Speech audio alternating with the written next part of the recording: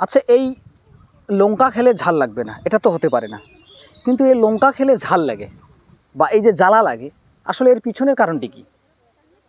লঙ্কার মধ্যে উপস্থিত ক্যাপসাইসিন নামের একটি জৈব যৌগ থাকে, আর এই জৈব যৌগটির উপস্থিতির জন্যই কিন্তু লঙ্কা খেলে আমাদের ঝাল লাগে।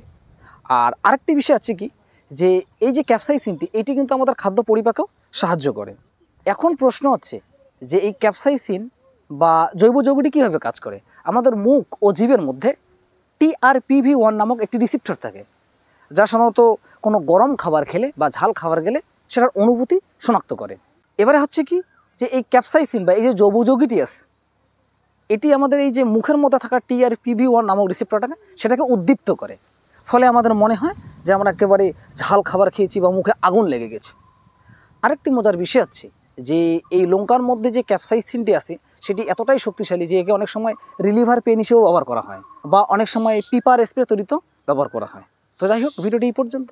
প্রতিনিয়ত এরকম তথ্যমূলক ভিডিও পেতে আমাদের সাথে জুড়িয়ে থাকবেন এবং ইউটিউবে হলে পেজটিকে সাবস্ক্রাইব করবেন।